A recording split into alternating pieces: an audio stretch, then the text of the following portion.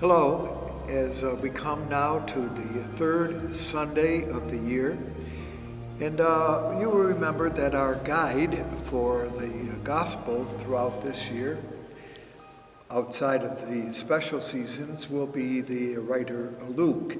I mention this because, well, here are the three readings chosen for this weekend before I forget them.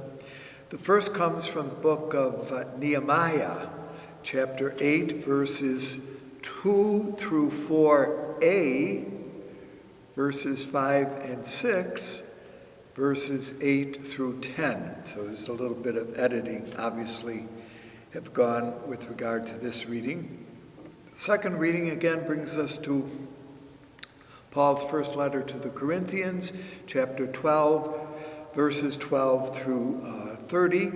And the gospel, according to Luke, begins chapter 1, verses 1 through 4, and then moves to chapter 4, verses 14 through 21. All right, and so that's why I kind of smile. Although we have been looking at Luke on and off, remember that this is our gospel companion for the year, begins by asking us in the opening verses of his work, he states the purpose of why he is writing this particular work. Once again, I point out that this particular work includes two parts, both the gospel itself, which deals with the story of Jesus, and then the Acts of the Apostles, which deals with the story of the development of the Christian community in Jerusalem, and then the roles of Peter and Paul in extending it beyond those confines. All right, the work begins, and this same opening, by the way, is found not only for the gospel, but later when the Acts begin, by addressing a person named Theophilus. Now, there's much discussion about who this Theophilus is, but the main discussion is whether this is an actual person that Luke is developing this work for, or whether it is to be noticed as the meaning of the name. Now, Theo and philosophy, those two words, Theos, God, Philos, friend, could simply mean the title friend of God. Now, who is a friend of God or a lover of God? Another translation for this could be the reader, could be to whom this particular work is addressed and the author hopes will read. So that's one interpretation that certain kind of explorers of this gospel bring. Others, however, and there's sufficient reason to support this, suggest that Theophilus was a real person and is the actual patron of Luke's two-volume work. In other words, he therefore is in a position of some, I don't want to say power, but certainly some leadership role, and it's also not necessarily one who one would associate with the poor. In other words, someone who has not only perhaps some kind of position, though we're not clear what that position might be, but also that he has some means of support or has money, because, and I smile when I say that, because as we will look at the stories that are developed in Luke, very often the reality of money or of possessions of some goods banks a number of the accounts that Luke develops. See, so do we draw some conclusions about who this person is from the material that's developed within the gospel itself? And certainly that does make some sense, doesn't it? So O Theophilus, I give this work. Now, the author says, other works concerning Jesus and his mission have been written. So that raises an interesting question. Who wrote those other works? How many of them are? How did the writer of this gospel come in contact with them? Did he analyze them? Did he try to kind of sort through when were they written? How early on in the tradition after Jesus were they done? We generally, as we've pointed out, believe that the gospel tradition according to Luke, Acts is written somewhere in the 80s. Usual 85 is kind of, we like middle positions there, an often given date. But that leaves a span of some 40 or better years between Jesus' time and the writing of this work. So the writer says that what I am going to do is give an orderly account of the story of Jesus. Now, orderly here, of course, could mean chronological, like births, etc. What event happened here, what was the next event that happened in Jesus' life, etc. That could be one way in which one thinks of orderly or chronological. Maybe, but orderly could also be according to certain themes or certain understandings that the writer has with regard to his reflections about Jesus and the early church. So orderly in that sense doesn't necessarily mean chronological. And I mention this because Luke is very often considered to be, of the four evangelists, the most historical, namely because of this statement of the kind of orderly development of Jesus' life. Although, certainly, and we've mentioned this on other occasions, the fourth gospel attributed to John also has a certain orderly style, although certainly the chronology of John is very different than that of the synoptics, which basically, you remember, had been put into place by Mark and is followed in many ways by Matthew and Luke. So all of that is a little background as to what exactly does the writer here mean when he's presenting an orderly account of Jesus' life, okay?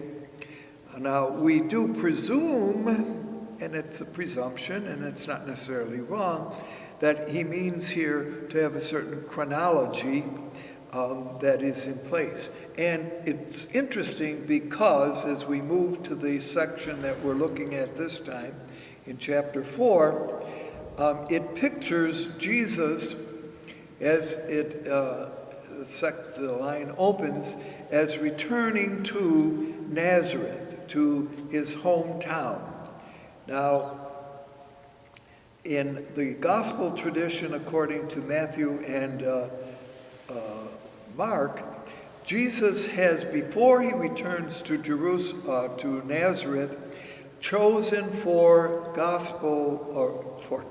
has chosen for disciples, namely along the Sea of Galilee, namely Peter and Andrew, James and John. However, for Luke, that's not the case. He presents Jesus as going now right away to his hometown as he begins his kind of public ministry. So who has it right, okay? Is this stylistically what Luke thinks is the appropriate way, that he begins out of the place in which he had grown up? Or is it having already chosen disciples and kind of done some work with regard to the ministry that he has been called to, then and only then comes to Nazareth?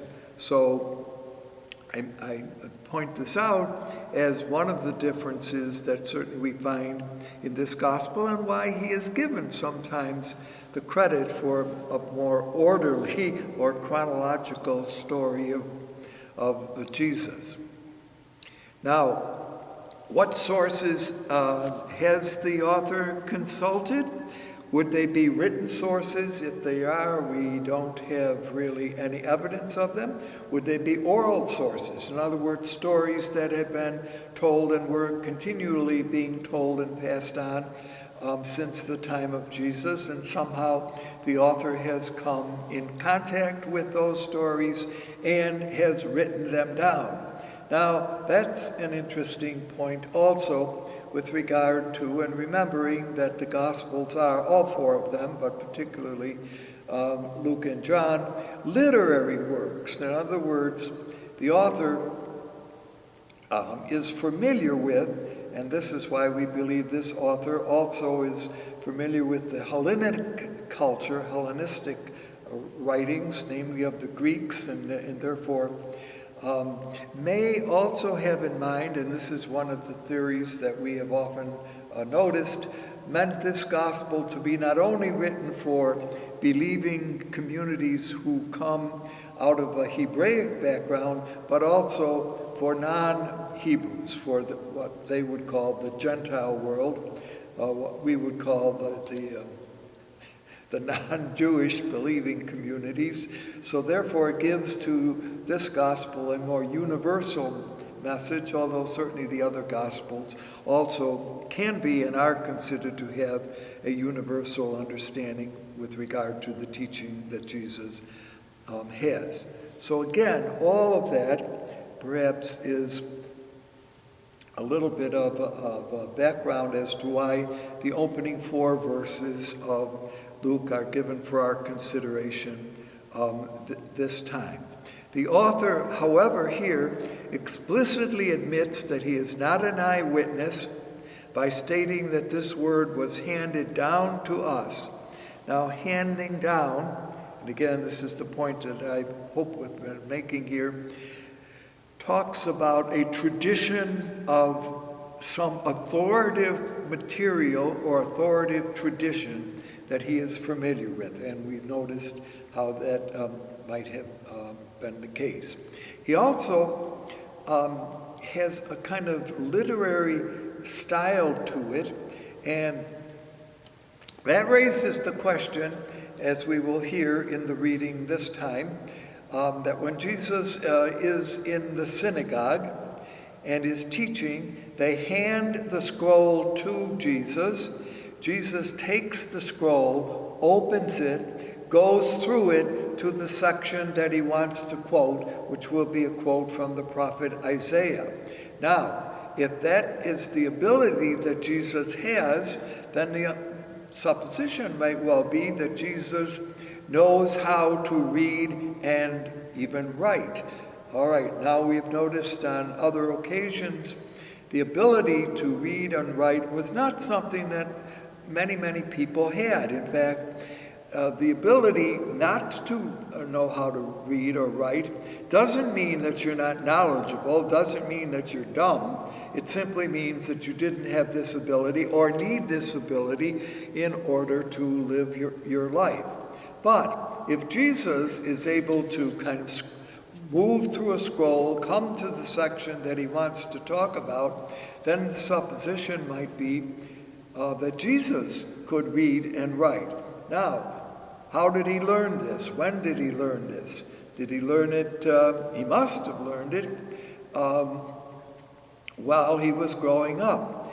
Now, Matthew and Luke point out that Jesus was, or his father was, and that Jesus was, according to Mark, a carpenter. Interestingly, Luke doesn't mention this. He makes no mention of what ability Jesus had when he begins his public ministry. So, how did he learn to read or write? Did he get it from some of the local scribes, perhaps, who he kind of was familiar with? Again, unanswered questions, but raise the kind of interesting question that he could do this. So I think we just take some of these things for granted, do we not? Because, well, our kids go to school, now they're learning even earlier on how to read and write and know the alphabet and all of that. So we simply assume sometimes, don't we, that the culture that you and I are part of was the culture that was prevalent in the Nazareth of the first century, which may or may not have been the case. So notice we have here more questions than we have answers, and I kind of think as we're exploring the scriptures, it's kind of an interesting thing to look at. All right, it pictures now that Jesus comes. Let's go to the actual text here.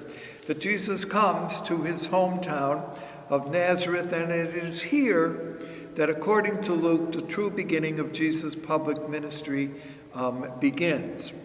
Now, Jesus is pictured as, and what is, by the way, previewed this, namely before we come to chapter 4, you will remember that we had the two opening chapters that are the so-called conception or infancy narratives of Luke, and we've talked about those, of course, and we'll have an opportunity next time to go back to kind of looking at one of those scenes. But, and then is baptized by John, and then is tested or engages in the temptation. And this will be in chapter 4, the one that we're looking at, verses 1 through 13. We're not going to look at those now because that will be the gospel for our consideration as the season of Lent begins in a couple weeks. All right, so notice, as we do in the liturgy, we pick and choose kind of what material we want to or need to reflect on any given week. All right, Jesus is now pictured as being in the synagogue and teaching. I think we have noticed on other occasions that a synagogue was not only, remember, a gathering place for prayer, but it was also the space for public gatherings, for communal meals, for the storage of monies, for the keeping of sacred scrolls, for the administration of justice, for charitable activities to be carried on, and it had a full range of educational functions. So notice that a synagogue was much more than simply, well, what we would consider to be church, okay?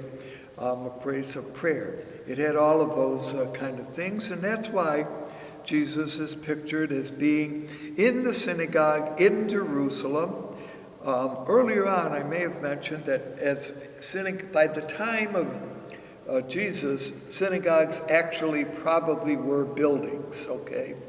Now, we don't have, archaeologists have not uncovered a great deal of synagogues from the 1st or 2nd century, but we do have one or two, and one of those synagogues has been found in the city of Capernaum, but even that is generally believed to have been built in the 3rd century, so it's hard to know exactly what a synagogue looked like in the time of Jesus, although generally we do have some impression that it was, as I mentioned, a gathering place for all of those possible activities, that there were benches along the side of the building for people to sit, and that there may have been an opening in the front for some kind of activity. Could be, but keep in mind that in the Jewish tradition it wasn't worship. Could be a place where an altar might have been placed, but we're not quite sure of that. So I give all of that little background of the architecture of a synagogue, how big they were, how many people could fit in. All of that might be determined by the particular place and need that the community had. All right, so Jesus, therefore, the idea that Jesus is in the synagogue in Nazareth teaching does make some sense.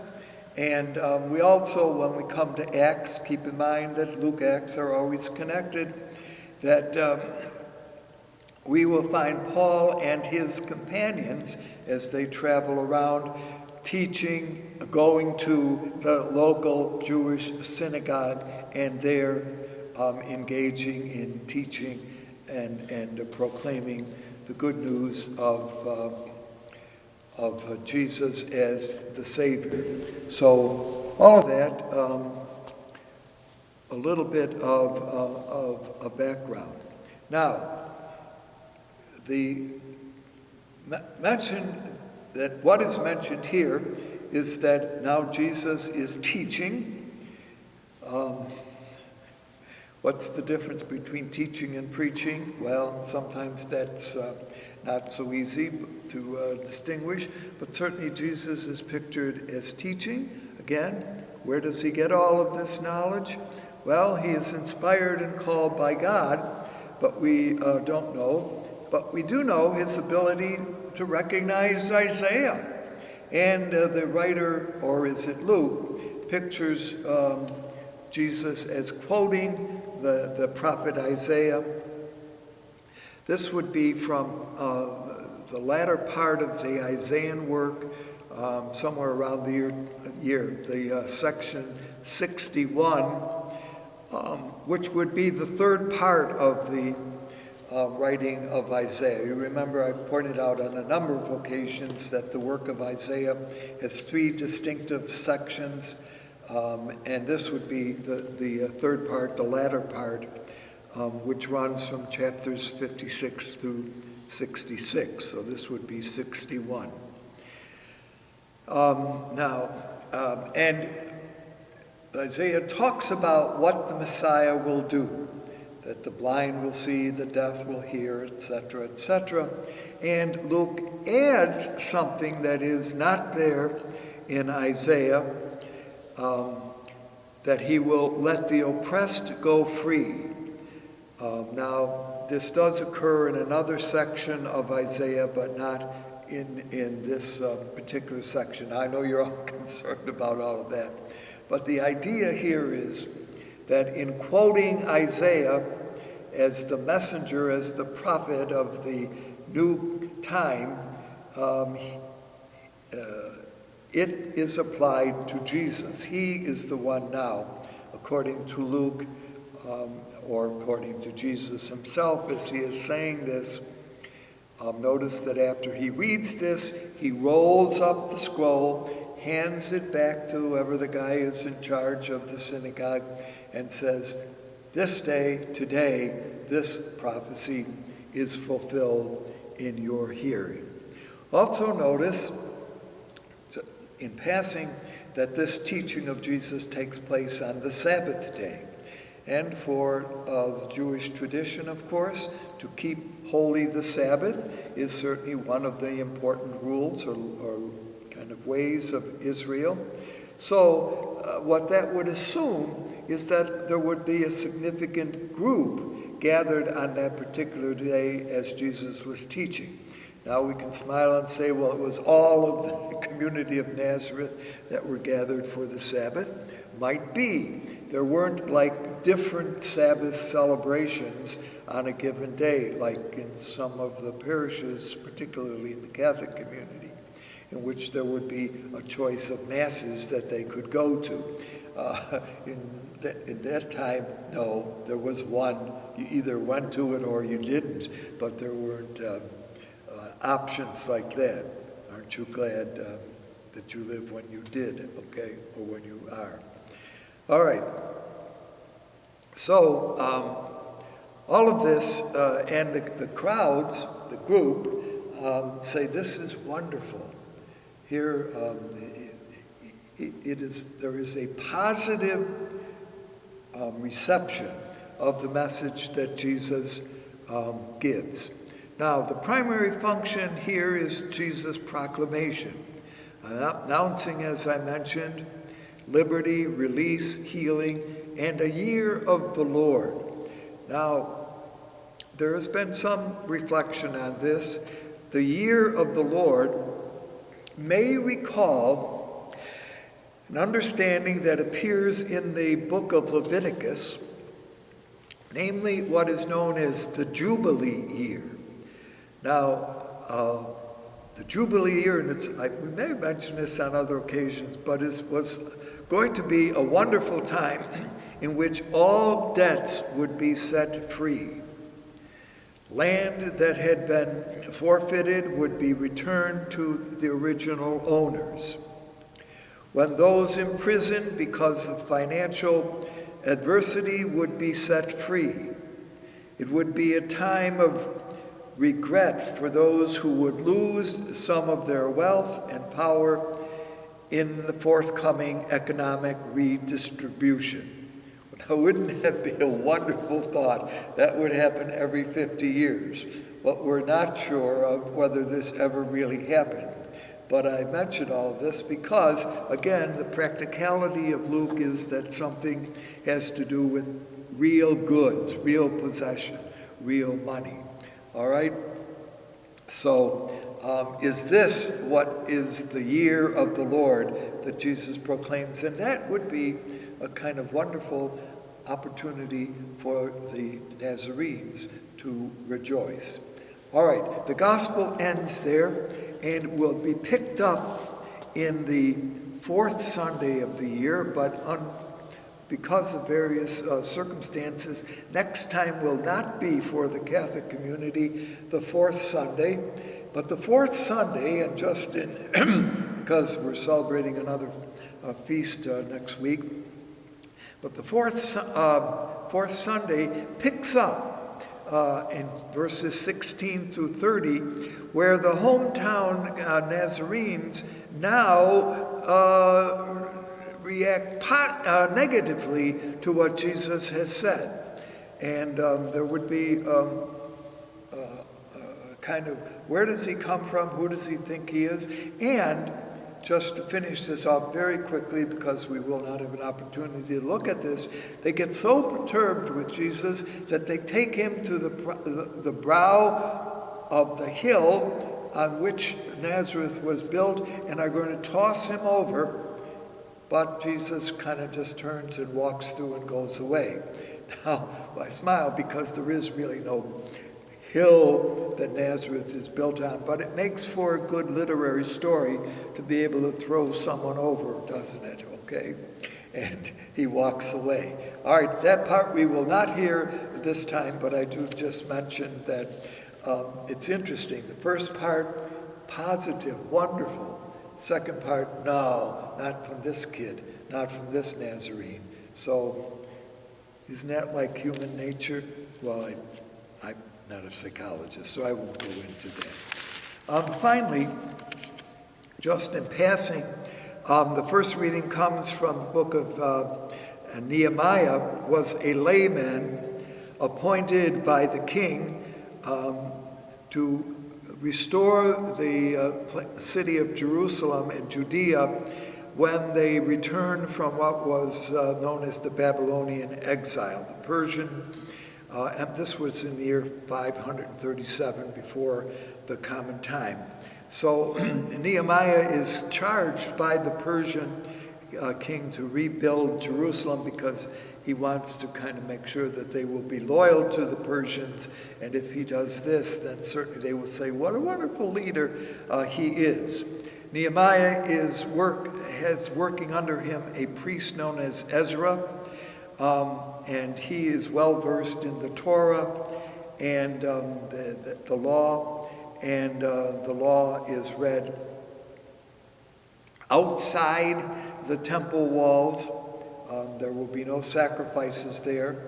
Does Luke kind of in the back of his mind have that in mind, that the gospel of Jesus, the message of Jesus, is given not only to the Hebrew community, but also is given to the Gentiles?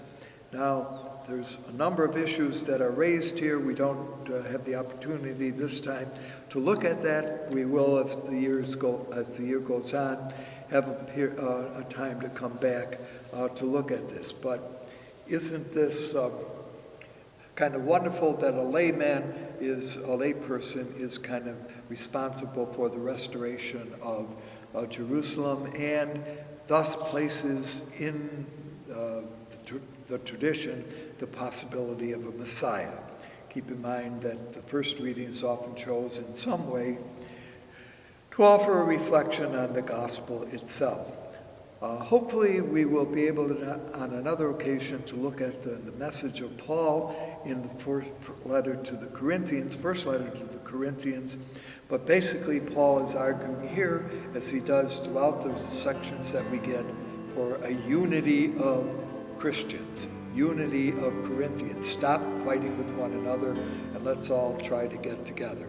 A wonderful thought as we bring to a conclusion this time the church prayer for Christian unity. Thank you for being here, and hope to see you again.